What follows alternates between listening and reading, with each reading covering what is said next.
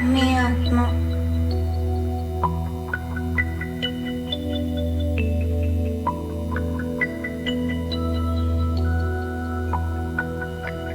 अपनी फरिश्ता स्वरूप हूँ।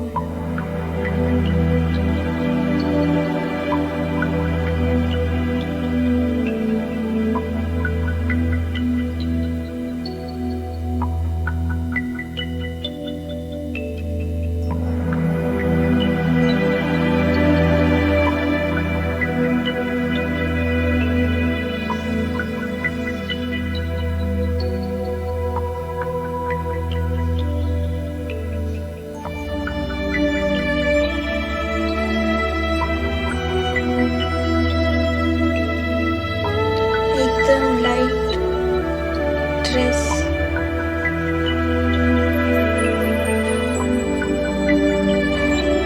पहनकर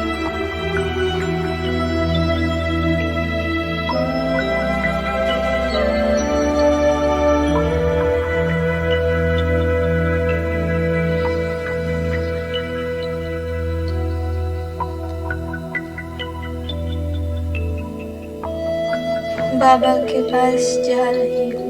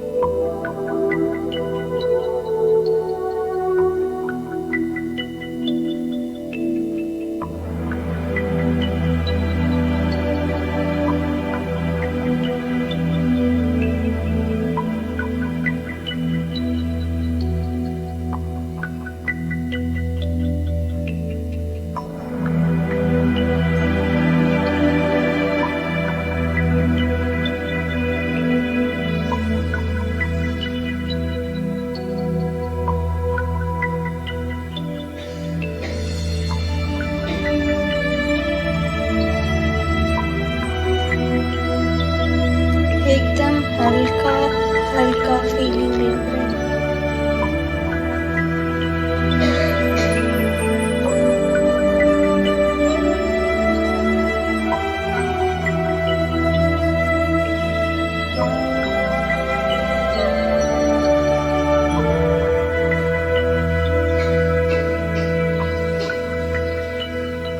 क्योंकि मेरे लिए कुछ चीज है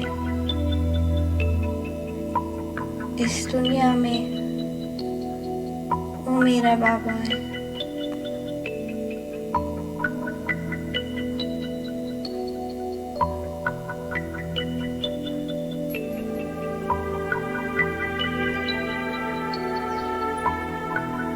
वो मेरे सामने है।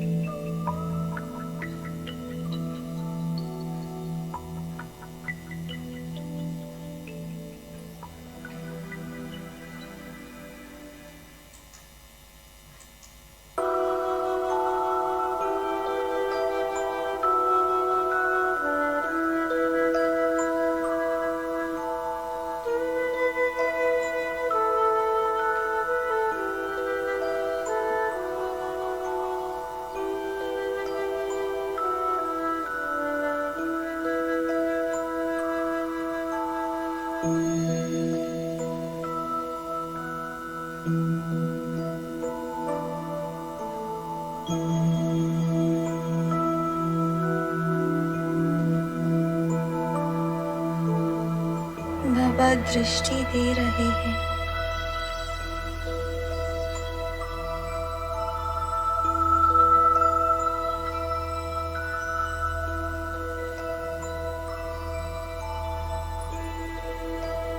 रूहानी प्यार भरी दृष्टि है।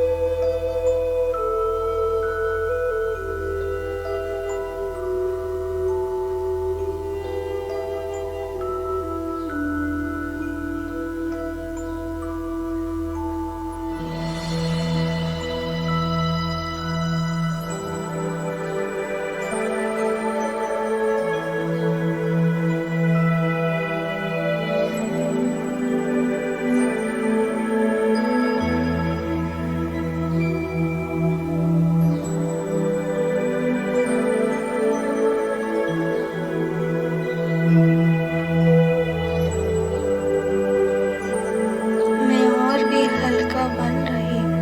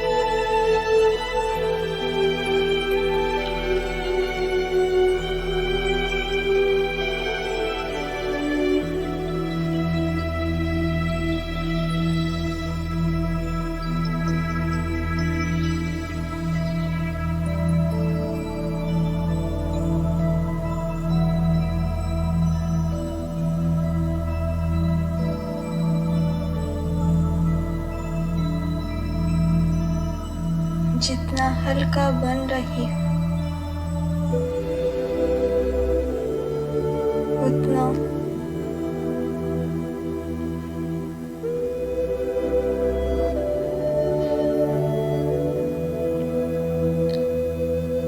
मेरा ड्रेस और भी चमकने लगा।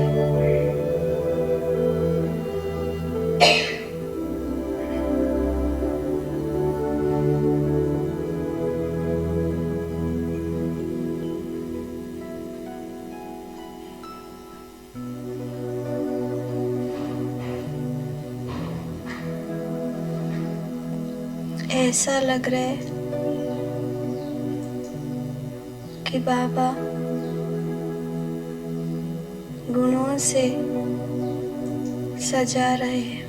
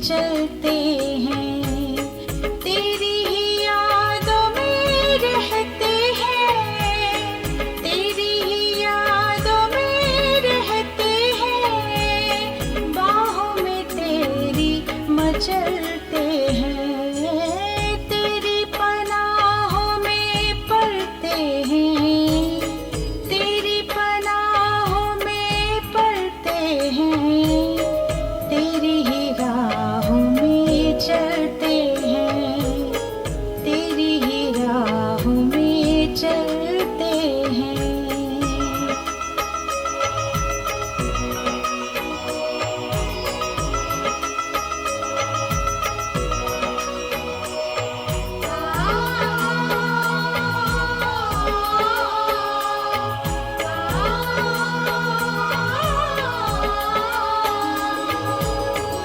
इन आँखों की गुफ्तगू होती है बाबा जब तुमसे, मिलन का सुख बड़ा अनोखा पाए बेहद है तुमसे, रहबर मेरे हम सफर हो, रहबर मेरे हम सफर हो, प्यार इतना करते हैं, प्यार इतना करते हैं, तेरी ही बातें करते हैं, तुम्हीं से झोली भरते हैं, तेरी पनाहों में पलते हैं।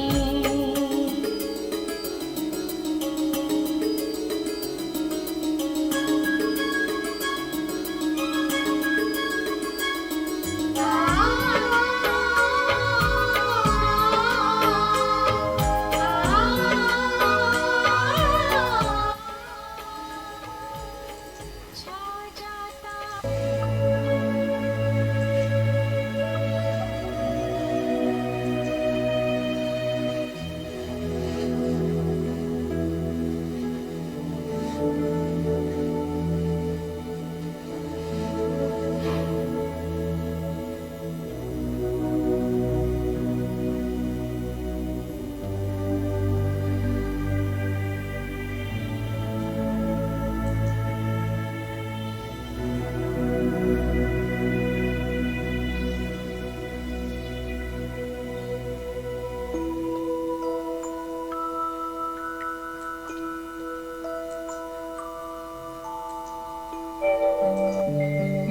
ओम शांति शांति ओम शांति शांति। अंतर मन में ज्योति जगा लो, होगा दूर अंधेरा।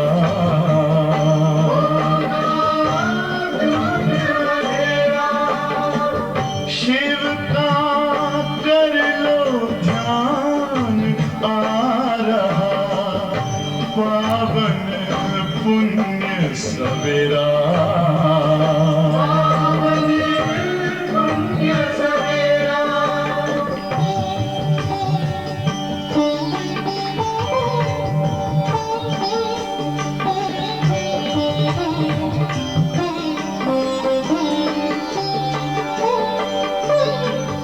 तुम हो कौन, कहाँ से आए, अपने आप को जानो।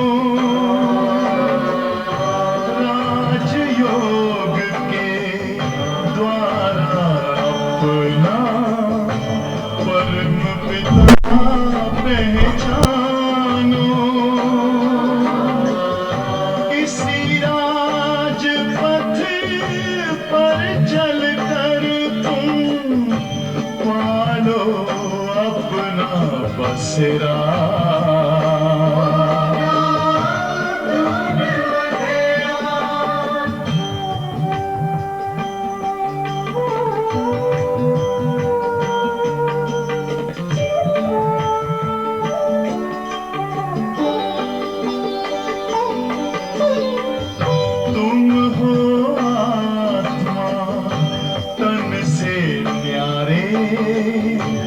परमात्मा को प्यारे दिव्य गुणों को धारण करके योगी बनो दुलारे ज्योति बिंदु ही तोड़ेगा ये माया मोह का घेरा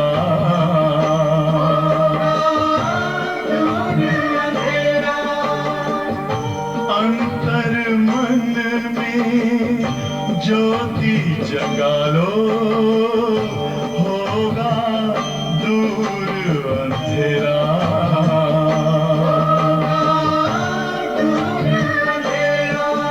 ओम शांति ओम शांति ओम शांति।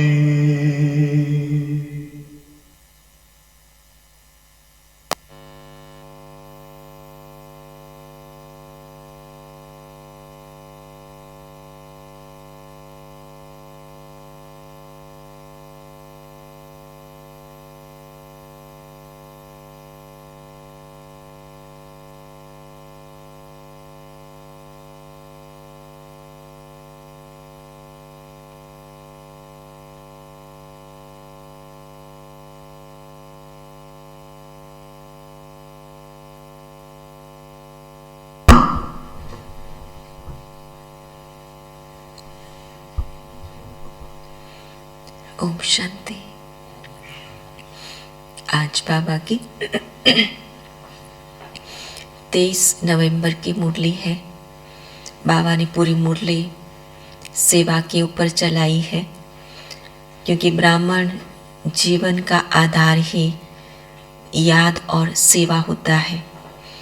और ब्राह्मण जो सेवा कर सकता, वो दुनियावी कोई भी आत्मा वो सेवा नहीं कर सकती।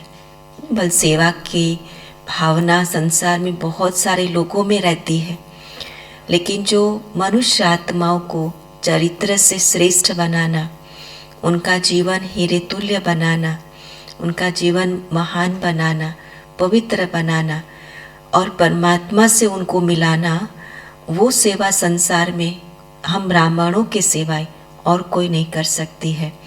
और इसलिए बाबा ने हमको टाइटल दिया है कि ब्राह्मण माना विश्व सेवाधारी, जो परमात्मा के कार्य में वो मददगार होते हैं।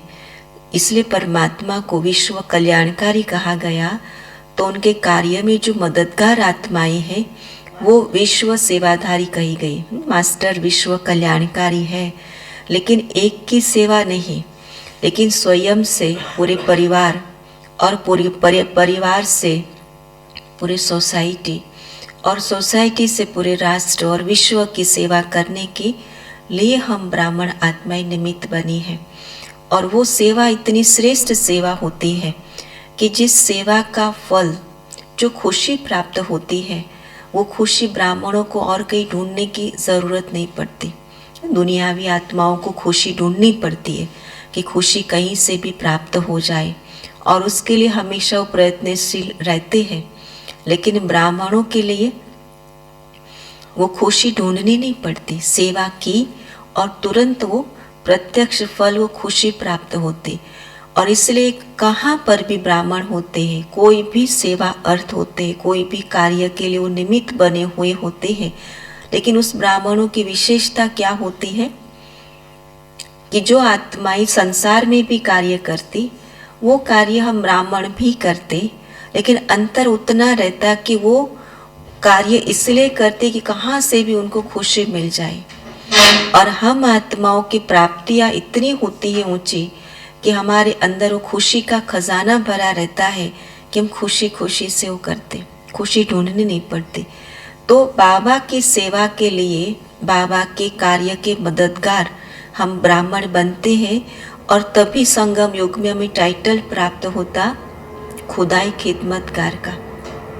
हम वो खिदमत करते जो परमात्मा जिसके लिए निमित्त बन करके संसार में अवतरित हुआ है। तो वो नशा और वो खुमारी जब ब्राह्मणों में चढ़ जाती है तो जीवन श्रेष्ठ तो स्वयं का बनता, लेकिन अनेक आत्माओं का जीवन श्रेष्ठ बनाने के हम निमित्त बन जाते हैं। तो आज बहुत सुंदर बाबा की मुरली चली है। मीठे बच्चे बाप समान खुदाई खिदमतगार बन आसुरी सोसाइटी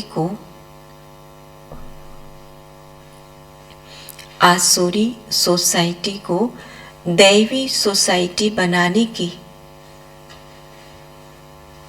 सेवा करो। सर्विस का शौक रखो।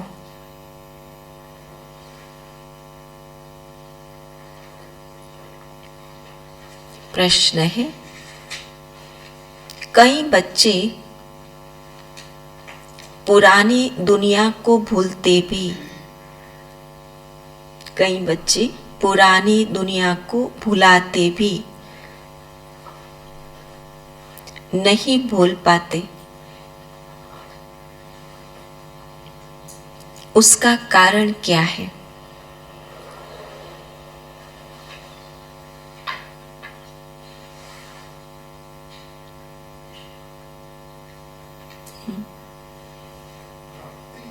जो नई दुनिया की प्राप्ति है उसके लिए उसका पूरा अटेंशन नहीं। जो पुरानी दुनिया में रहते, जो नई दुनिया की प्राप्ति है और सर्वश्रेष्ठ जो परमात्मा प्राप्ति है, अगर उसे स्मृति नहीं रहती है ना, उसकी जागृति नहीं रहती है, तो भी बुद्धि बार बार पुरानी दुनिया में चली जाती है और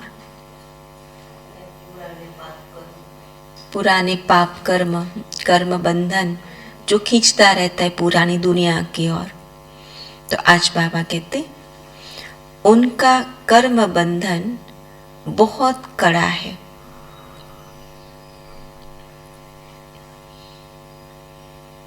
अगर नई दुनिया में बुद्धि योग नहीं लगता है,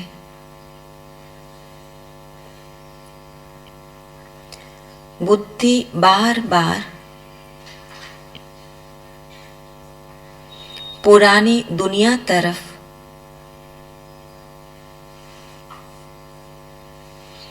भागती रहती है, तो कहा जाता है इनकी तकदीर में नहीं है। अर्थात कर्म ही इनके खोटे हैं।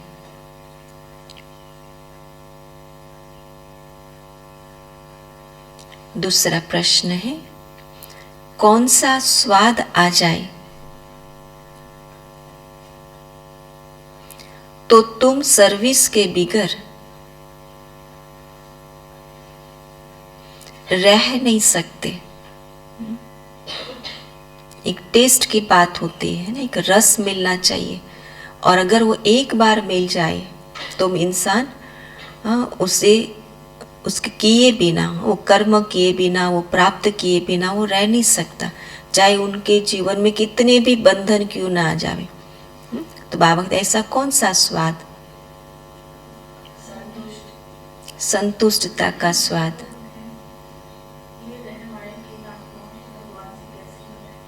भगवान को कैसे मिलाए?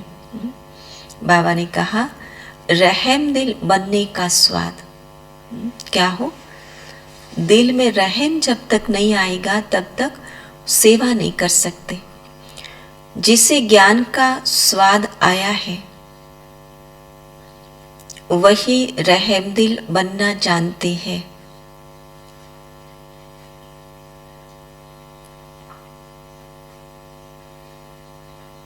रहम दिल बच्चे सर्विस के बिगर रह नहीं सकते।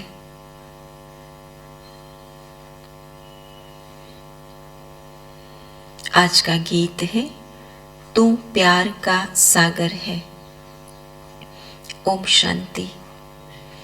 यह जो अक्षर सुने तो प्यार का सागर है। तुम बच्चे जानते हो कि यह बाप सबसे प्यारा है। संसार में अगर कोई सबसे प्यारी चीज हो तो ब्राह्मणों के लिए कौन सी होगी? एक बाबा, चाहे कितनी भी सुंदर, कितनी भी वैल्यूएबल चीज हो, कितने भी अच्छे संबंधी हो, लेकिन जिसने एक बाबा के प्यार के महसूस तक कर ली, उनके लिए तो संसार में एक ही प्यारी चीज हो जाती है। तो मतलब बाप को जब याद करते हो तो वर्षा याद आ जाता है। जिसको बाप याद आएगा, निश्चय हो जाएगा, तो जरूर क्या मिलेगा? खुशी होगी। सबसे पहली जो प्राप्ति है प्रत्यक्ष रूप में दिखाई देने वाली, वो क्या होगी? खुशी। यूं तो शिव के मंदिर में भी जाते हैं तो शिवलिंग को शिव बाबा ही कहते हैं, परंतु उन्हों को इतनी खुशी क्यों नहीं होती है? जितनी खुशी ब्राह्मणों को होती है उतनी खुशी उनको क्यों नहीं होती? जानते नहीं, वर्षे का पता नहीं। वह तो शिवलिंग पर दूध, फल, फूल आदि चढ़ाते हैं। तुमको तो दूध आदि चढ़ाने की दरकार नहीं है। निराकार भगवान वह तो पिता हुआ ना। भक्तों का भगवान वह रचयिता भी है। उन्होंने इस मनुष्य सृष्टि को रचा है और यह भी गाया जाता है उनकी भक्ति करते हुए भी। जितना तुम बच्चों को खुशी का पारा चढ़ता है उतना और कोई को नहीं चढ़ता है ना। और इसलिए हम हमारे कार्य में उनके कार्य में है सेम, लेकिन करने में दोनों में अंतर हो जाता है।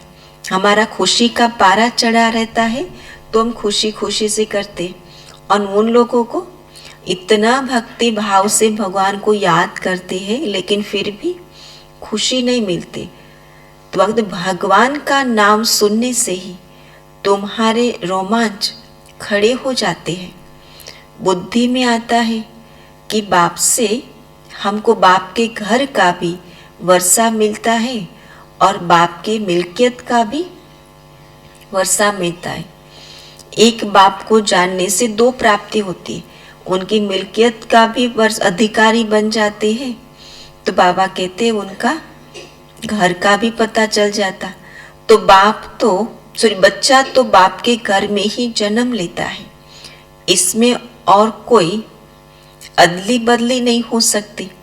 जायदाद का कारखाना, जमीनें आदि बाहर में इधर उधर रहती है। भल घर भी जायदाद है, परंतु प्रॉपर्टी की फिरती धीरती मन अदली बदली होती है। और यहाँ प्रॉपर्टी अचल होती है ना। यहाँ इधर उधर नहीं होती। जो है बाप के पास वो हमारे पास। घर को अचल संपत्ति कहा जाता है, प्रॉपर्टी को चल संपत्ति कहा जाता है। हाथ में है फिर हाथ से निकल गई, आज है कल चली गई। लेकिन बाप की प्रॉपर्टी ऐसी है जो वो अचल है, वो कोई ले नहीं सकता। तुम बच्चे जानते हो कि हम बाप के घर के मालिक बनते हैं जो कभी बदल सदल नहीं हो सकते। स्वीट होम की बदल सदल नहीं होगी। वो घर सदैव के लिए है।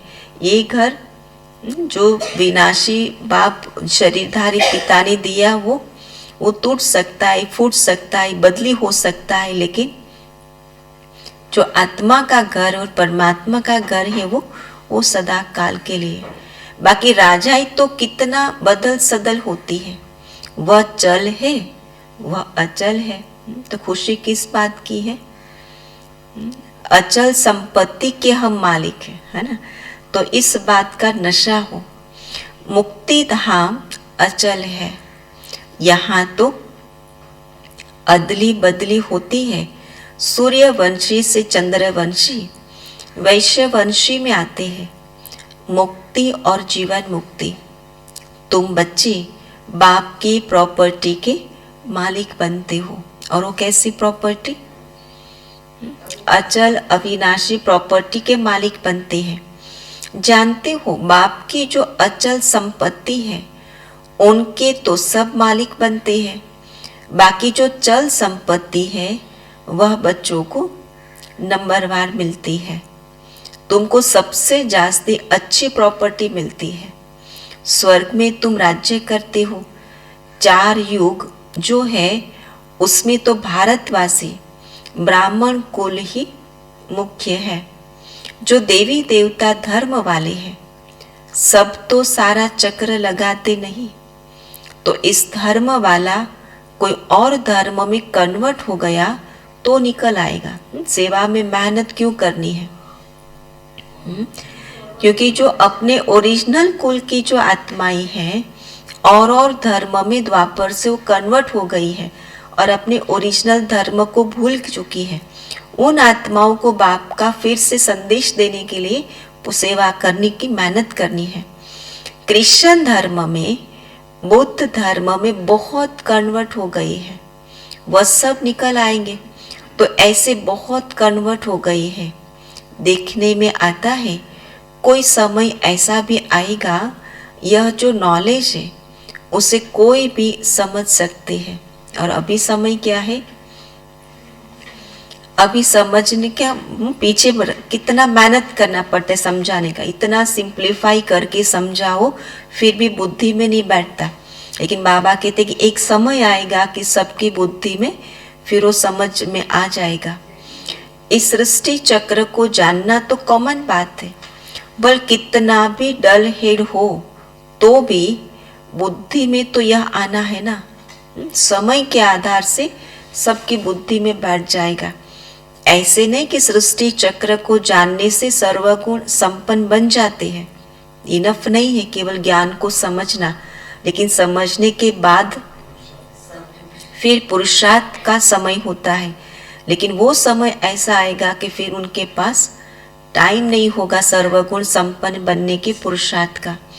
नहीं, यह तो पढ़ाई है, वह हद की पढ़ाई और यह है बेहद की पढ़ाई। सिर्फ तुम जानते हो, तुम्हारी बुद्धि में यह रहता है कि यह चक्र कैसे फिरता है, और धर्म तो बाद में आते हैं। यह नॉलेज बहुत सहज है। कोई तो मुश्किल समझते है, बहुत सहज, लेकिन फिर भी समझने में बहुत मुश्किल लगता है। क्यों? क्योंकि इतनी तमो प्रधान बुद्धि है जो सत्य बात को समझ नहीं पाते हैं। परंतु फिर इतना योगी बनना है, सब उनको याद करते हैं। सृष्टि चक्र को तो जानना है, परंतु वह अवस्था भी तो चाहिए ना। सर्वगुण संपन्न बनने में अच्छी ही मेहनत लगती है। क्या है? जान लिया और जानने के बाद फिर वहां से काम पूरा नहीं हो जाता है। लेकिन जाना, इसका मतलब क्या हुआ कि हमने उस बात को अच्छी तरह समझा है, माना उसके जैसा पुरुषार्थ करने में लगना। कोई ना कोई विघ्न निकल पड़ते हैं। खुद भी कहते हैं कि मेरे में मीठा बोलने का गुण नहीं है, है ना। पुरुषार्थ करना पड़ता है, क्योंकि ज्ञान समझ में आए ना तो फिर स्वयं की कमजोरी भी तो दिखाई देगी। तो ये बात जब समझ में आ गई, ये प्रमाण है कि ज्ञान समझ में आया है। तो बाबा कहते फिर पुरुषार्थ करना पड़ता है। एम ऑब्जेक्ट तो सीधी है, वो सामने भी है, सीधा भी है और सामने प्रत्यक्ष रूप में खड़ा भी है कि ये लक्ष्य को प्राप्त करना है जो 16 कला संपूर्ण और संपूर्ण निर्विकारी है। तो बाबा ने कल रात को भी समझाया कि तुम लिख सकते हो कि हम 5000 वर्ष पहले माफिक फिर से यह राजयोग सीख रहे हैं। कहाँ भी प्रदर्शनी व प्रोजेक्टर दिखाया जाए तो ये वंडरफुल बात जरूर लिखनी चाहिए। कौन सी वंडरफुल बात लिखे? कि 5000 वर्ष पहले माफिक फिर से तुमको हम इस प्रदर्शनी के द्वारा राजयोग सीखने के लिए युक्ति बतलाते हैं। बाप कहते हैं कि 5000 वर्ष पहले माफिक श्रीपद द्वारा यह पुरुषार्थ कर रहे हो। वह तो कहते कि कल्प की आयु ही लाखों वर्ष की है, कलयुग तो अभी बचा है। तुम कहते हो हम 5000 वर्ष पहले माफिक दैवी स्वराज्य पद पाने के लिए पुरुषार्थ कर रहे हैं। इसलिए दैवी स्वराज्य पद है ना, पाने के लिए पुरुषार्थ कर रहे। तो मनुष्य वंडर खाएंगे कि यह क्या लिखते हैं। अगर कहे कि सतयुग को लाखों वर्ष हुए हैं तो पूछो कि देवताओं की इतनी जनसंख्या कहाँ है। जब लाखों वर्ष हुए तो फिर जनसंख्या बढ़नी चाहिए, तो इतनी जनसंख्या कहाँ है। हिंदुओं की आदमशुमारी कम निकलती है। हिंदू और धर्मों में कन्वर्ट हो गए हैं, तो हिंदू ही कितने मुसलमान बने होंगे। उनको शेख कहते हैं, ऐसे भी बहुत है। कोई तो अपने को आदि सनातन देवी देवता धर्म का मानते भी नहीं है। आदि सनातन हिंदू धर्म कह देते हैं, परंतु हिंदू धर्म तो आदि सनातन था नहीं। तुम अखबार में भी डाल सकते हो, ये अथॉरिटी की बात है तो अखबार में भी डालो। मैगजीन की तो बात ही नहीं, अखबारें तो लाखों की अंदाज में छपती है। हाँ, वह पैसे तो बहुत लेते हैं, समझाने से वह डाल सकते हैं। वो सेवा करो पहले।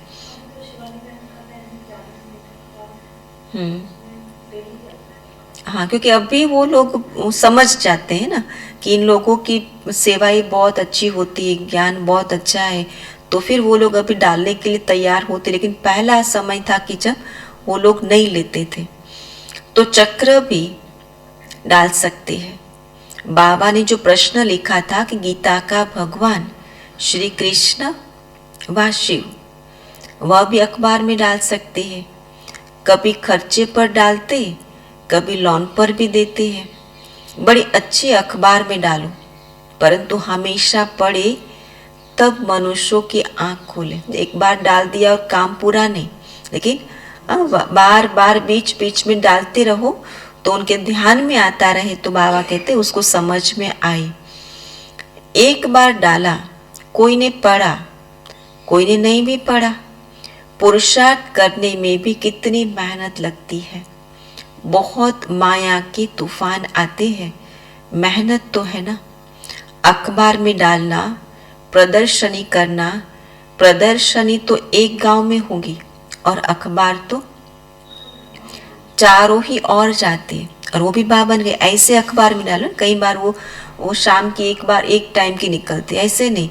लेकिन जो नेशनल लेवल की हो तो ऐसे अखबार में डालो कि जो हर जगह हर कोई पढ़ता हो।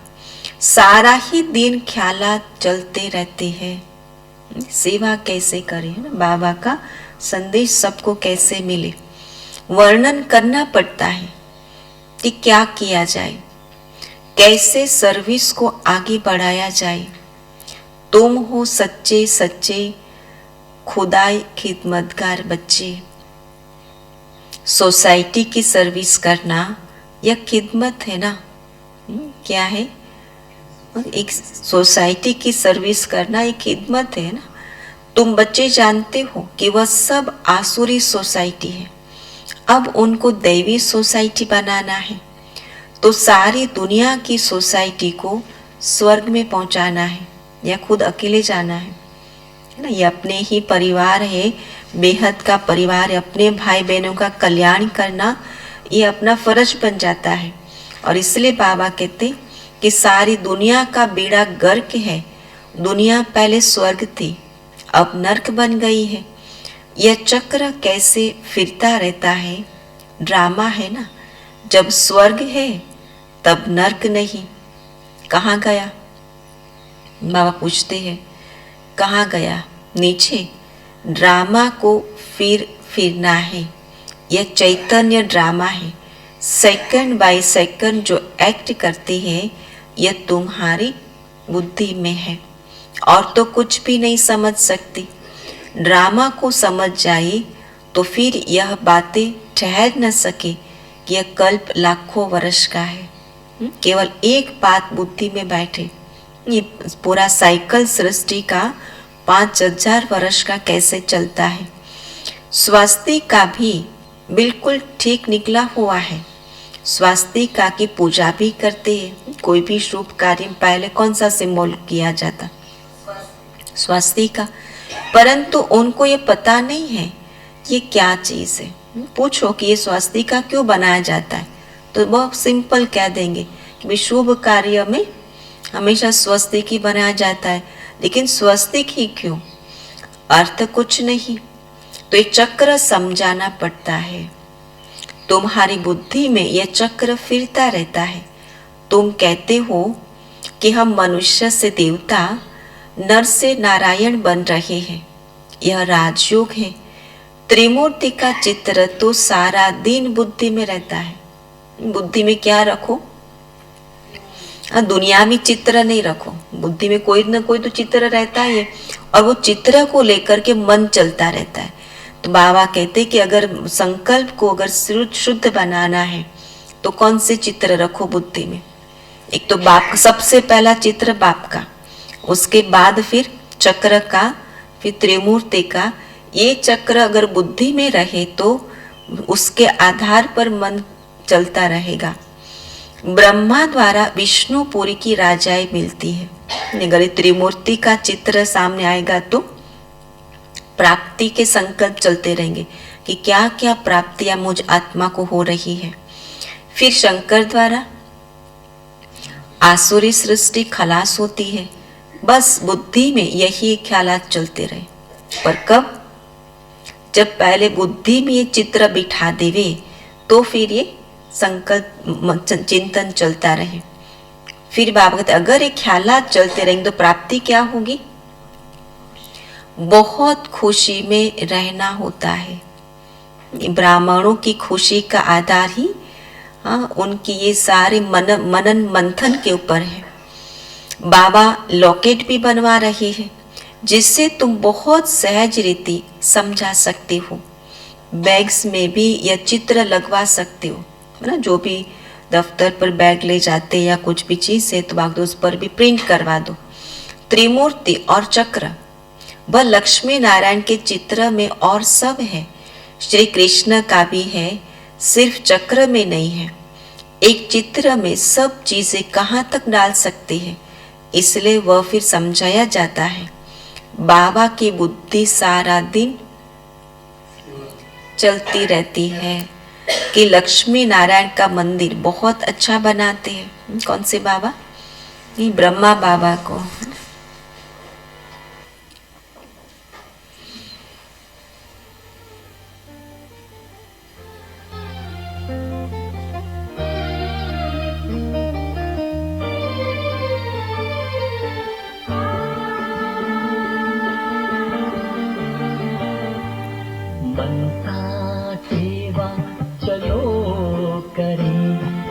देते चले सकाश मनसा सेवा चलो करें, हम देते चले सकाश।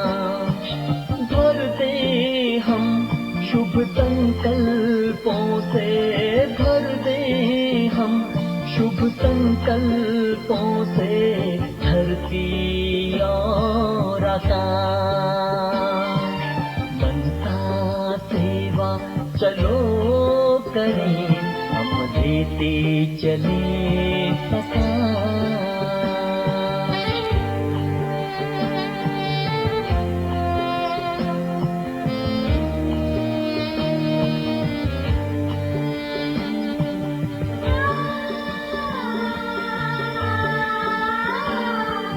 पवित्रता का सूर्य बने सुख दे किरणें बिखरा कर। पवित्रता का सूर्य बने सुख दे किरणें बिखरा कर। प्रेम के सागर बनकर भर दे खाली मन की गागर। ओ प्रेम के सागर बनकर भर दे खाली मन की गागर। हृदय की शुभ भावना अब आए प्रभु के पास।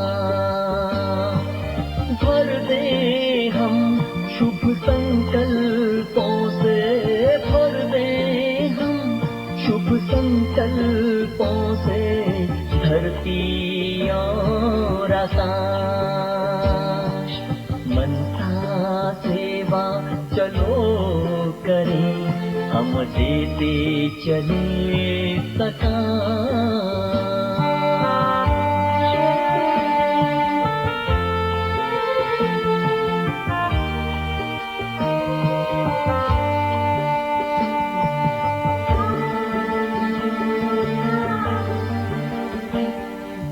दुखियों की चित्कार सुने भक्तों की करुण पुकार। दुखियों की चित्कार सुने भक्तों की करुण पुकार।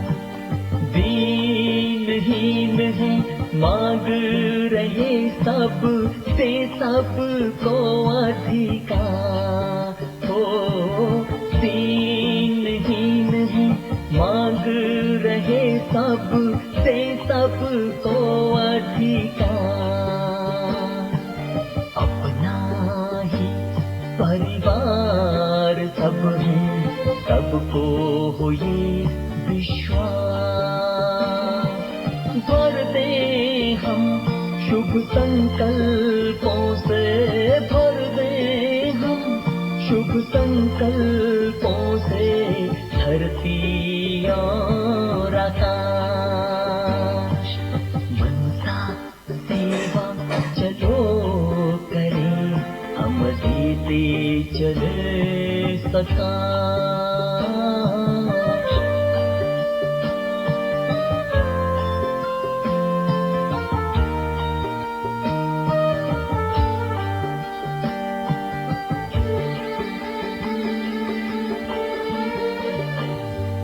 प्रभु मिलन की लगन में आए सभी मगन हो जाए। प्रभु मिलन की लगन में आए सभी मगन हो जाए। प्रकृति और माया दासी बन झूला हमको झुलाए। प्रकृति और माया दासी बन झूला हमको झुलाए। मनसा सेवा करते प्रभु की मन में करें निवास। भर दे हम शुभ संकल्पों से, भर दे हम शुभ संकल्पों से धरती और आकाश। मनसा सेवा चलो करें, हम देते चले प्रकाश। मनसा सेवा चलो करें, हम देते चले प्रकाश। हम देते चले प्रकाश, हम देते चले प्रकाश, हम देते चले प्रकाश।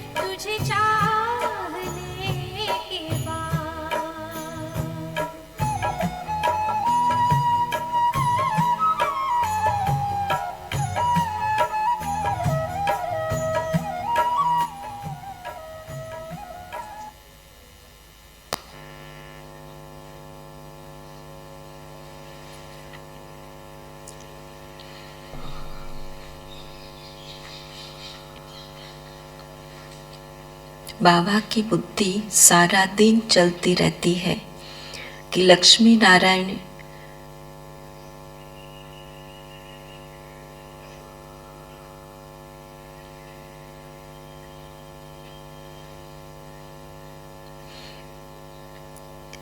लक्ष्मी नारायण का मंदिर बहुत अच्छा बनाते हैं। श्री कृष्ण के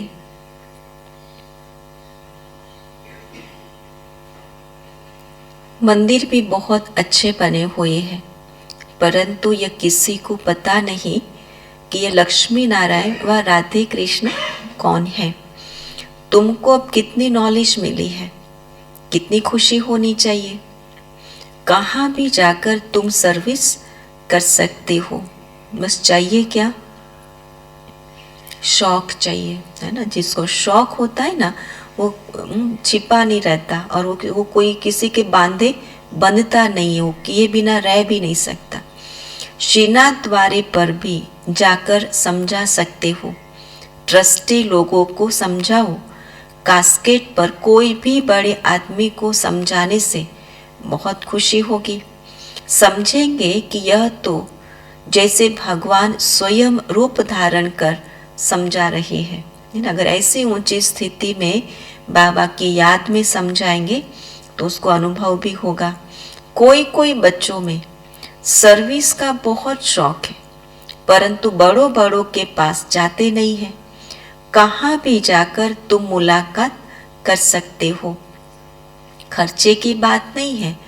पहले तो वह समझेंगे कि यह कुछ शायद लेने के लिए आई है। सर्विस के लिए अनेक प्रकार की युक्तियां रचनी चाहिए, नहीं तो टाइम वेस्ट जाता है। ऐसे ही कहाँ तक बैठे रहेंगे ना। बाबा कहते फिर ये टाइम वेस्ट ना हो, सफल हो, जमा हो अपना सेवा में। हर एक को अपने दिल से पूछना चाहिए, बहुत रहम दिल बन, बहुतों का कल्याण करना है। ज्ञान का स्वाद नहीं तो रहम दिली का स्वाद नहीं आता। ये ज्ञान की परख है कि जो रहम दिल ही वो बन सकता जिसमें ज्ञान की पराकाष्ठा हो, है ना। तो बाबा कहते नहीं तो तुम बच्चे बहुत अच्छी सर्विस कर सकते हो। बाबा तो सर्विस की युक्तियाँ बहुत बतलाते हैं, सुना बस भागे। अगर फुर्सत हुई, सर्विस का बहुत शौक होना चाहिए, तब तो उच्च पद पा सकेंगे। इस त्रिमूर्ति चक्र पर बहुत अच्छी सर्विस कर सकते हो। फॉरेनर्स भी कोई आए तो उनको समझाओ। कितनी अच्छी नॉलेज है, यह तो वर्ल्ड की हिस्ट्री ज्योग्राफी की नॉलेज है। सन्यासी लोग बाहर जाते हैं भारत के प्राचीन राज्यों की नॉलेज देने, परंतु वह दे नहीं सकते। तुम्हारे पास फैक्ट्स एंड फिगर्स सब है, परंतु समझाने के लिए क्या चाहिए, हिम्मत चाहिए। शौक तो हो लेकिन साथ में क्या हो, हिम्मत भी चाहिए। प्रोजेक्टर पर भी तुम सब चित्र दिखाई नॉलेज दो तो है बहुत अच्छा।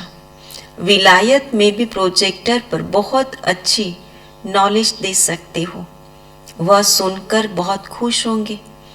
क्राइस्ट अभी कहाँ है, फिर कब आएगा, उनको पता पड़ जाएगा। ड्रामा के चक्र का ज्ञान तो मिल जाएगा ना। साथ में प्रोजेक्टर है तो उस पर बहुत अच्छी सर्विस कर सकते हैं। इसमें कोई मना नहीं कर सकते, कोई को भी समझा सकते हो। स्लाइड्स सब ले जाओ, अंग्रेजी में हो तो अच्छा है, मेहनत भी करनी है।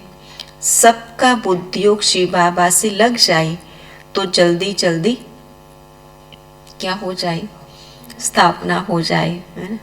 तो बाप भी ड्रामा प्लेन अनुसार समझाते रहते हैं, मत देते रहते हैं।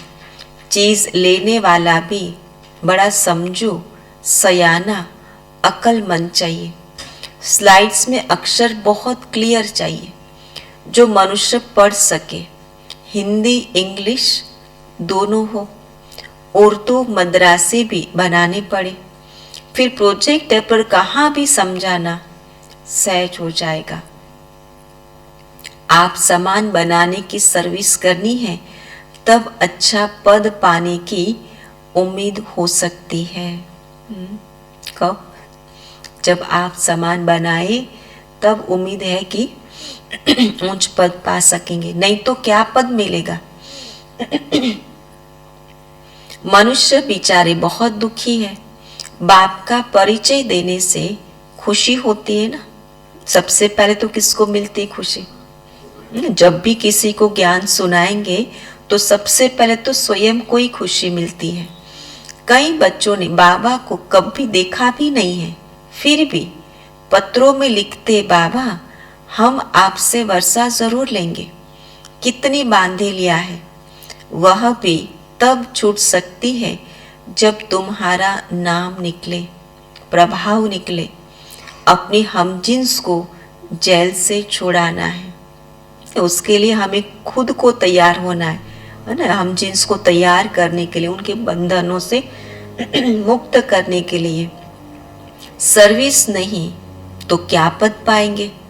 अंत में सब साक्षात्कार होंगे, फिर अपने किए हुए करतूत सब याद आएंगे। फिर क्या करेंगे? फिर रोने के अलावा और कुछ नहीं होगा। दुनियावी लोग तो स्थूल आंसू बहाएंगे, लेकिन ब्राह्मण खून के आंसू से रोएंगे ना। क्यों? क्योंकि वो जानते हैं, और जानने के बाद भी वो नहीं कर पाए ना, तो उनसे जैसा पश्चाताप और किसी का नहीं होगा। तो बाप तो साक्षात्कार कराते रहेंगे। बाप का बनकर फिर क्या क्या डिससर्विस की, फिर पछताना होता है। इसलिए बाप समझाते रहते हैं कि सर्विस पर अच्छी रीति लगना है। बाबा को अच्छी अच्छी बच्चियां चाहिए सर्विस करने वाली। विचार करना चाहिए कि बाबा की सर्विस में क्या मदद करे जो हमारे स्वराज्य की जल्दी स्थापना हो जाए। सर्विस का शौक होना चाहिए। सर्विसेबल बच्चों को पत्थर बुद्धि से पारस बुद्धि बनाने में कितना माथा मारना पड़ता है, कम बात नहीं है। फिर बच्चों को कितनी खुशी होनी चाहिए कि हम स्वर्ग का वर्षा बाबा से ले रहे हैं, परंतु है गुप्त। ये वर्षा स्थूल में दिखाई देने वाला नहीं है, हाँ, लेकिन उसकी इंटरनल खुशी बहुत है। बंधन मुक्त का भी हिसाब किताब कितना कड़ा है, जो पुरानी दुनिया को भूलते नहीं। धूल छाई में जाकर बुद्धियोग लटकता है। क्या बाबा नाम देते? धूल छाई, नई दुनिया में लगता नहीं। इसको कहा जाता है कर्म खोटे। अच्छा, मीठे मीठे सिकी लधे बच्चों प्रति माता पिता बाप दादा का याद प्यार और गुड मॉर्निंग। रूहानी बाप के रूहानी बच्चों को नमस्ते। हम रूहानी बच्चों की रूहानी बाप दादा को याद प्यार, गुड मॉर्निंग और नमस्ते। आज की धारणा क्या होगी? सर्विस का बड़ा शौक होना चाहिए।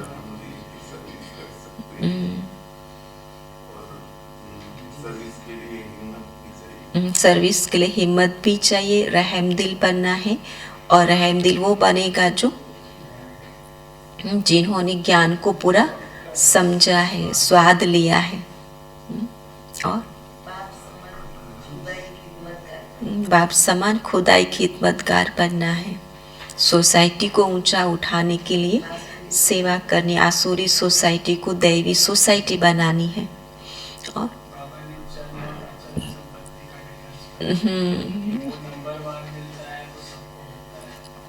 जो चल संपत्ति है वो नंबरवार मिलती है, लेकिन अचल संपत्ति के लिए सबका अधिकार है ना। जितना जो लेना चाहे उतना वो ले सकते हैं, और वो केवल एक बाप ही दे सकता है जो अविनाशी है। और आप समान बनाने से उच्च पद की प्राप्ति होती है। रहमदिल बनना है। पहले पॉइंट है, आप समान बनाने की सेवा करनी है।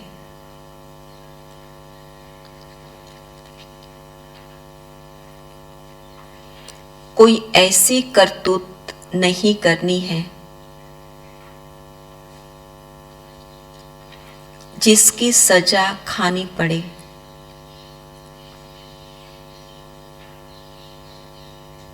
बहुत बहुत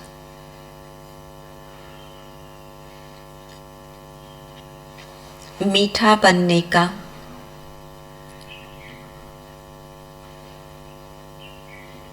पुरुषार्थ करना है।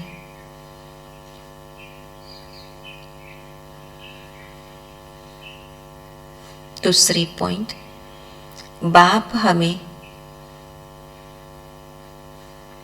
चल और अचल मुक्ति और जीवन मुक्ति प्रॉपर्टी का मालिक बनाते हैं।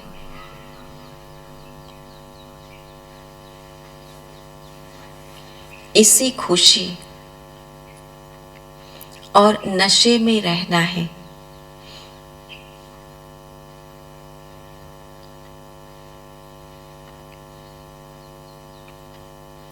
आज का वरदान है, वाणी के साथ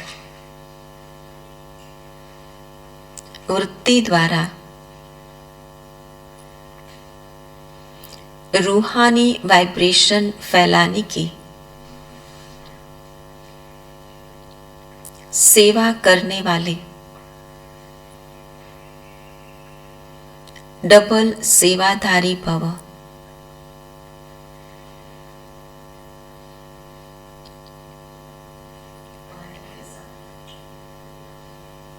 वृत्ति द्वारा रूहानी वाइब्रेशन फैलाने की सेवा करने वाले डबल सेवाधारी भव। विस्तार है, जैसे वाणी द्वारा सेवा करते हो ऐसे वाणी के साथ वृत्ति द्वारा सेवा करो तो फास्ट सेवा होगी, क्योंकि बोल तो समय पर भूल जाते हैं, लेकिन वाइब्रेशन के रूप में मन और बुद्धि पर छाप लग जाती है। तो यह सेवा करने के लिए वृत्ति में किसी के लिए भी व्यर्थ वाइब्रेशंस न हो।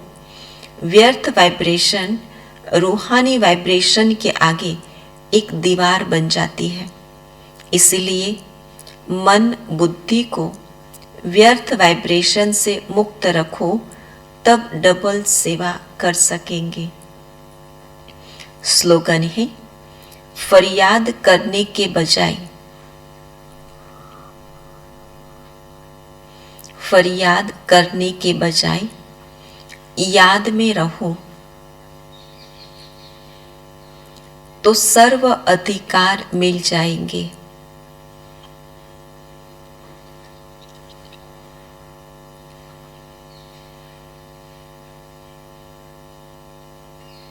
ओम शांति। आज का स्वमान रहेगा, मैं आत्मा खुदाई खिदमतगार हूं।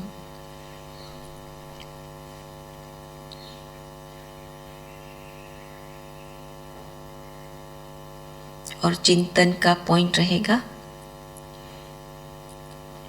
रहमदिल बनने के लिए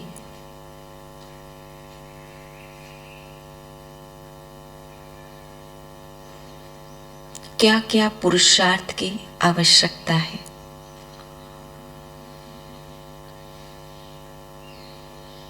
ओम शांति।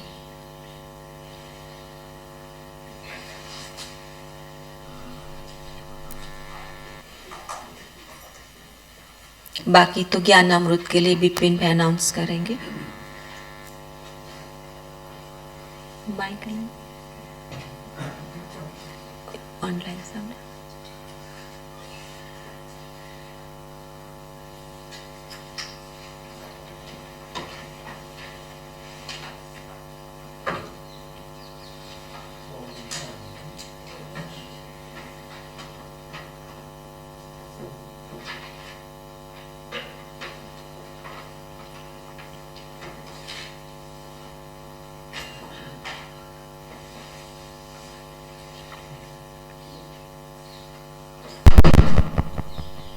ઓમ શાંતિ. ગુજરાતી જ્ઞાનામૃત નું લવાજમ પૂરું થાય છે અને એટલે આમ ડિસેમ્બર સુધી છે, પણ એના પૈસા અત્યારે જ જમા કરાવવાના છે નવા વર્ષ માટે. તો વાર્ષિક લવાજમ 130 રૂપિયા છે અને એન્યુઅલ અને લાઈફ ટાઈમ મેમ્બરશીપ લેવી હોય તો 2200 રૂપિયા છે. એટલે જે લોકો લાઈફ ટાઈમ મેમ્બરશીપ લઈ શકે તો બહુ સારું, પછી દર વર્ષે પૈસા ઉઘરાવવાના ને પહોંચાડવાને બધું સવાલ ના થાય. લાઈફ ટાઈમ મેમ્બરશીપ 2200 રૂપિયા છે અને એન્યુઅલ મેમ્બરશીપ 130 રૂપિયા છે. બીજું કે એટલે આમ નવ મેગેઝિન તો જાન્યુઆરીથી આવશે, પણ એનું અત્યારથી મોકલવાનું હોય છે. બીજું હિન્દી જ્ઞાનામૃતનું લવાજમ પણ હવે પૂરું થાય છે. જાન્યુઆરીથી નવું મેગેઝિન આવે તો એ પણ આ વીકની અંદર જ હિન્દી જ્ઞાનામૃત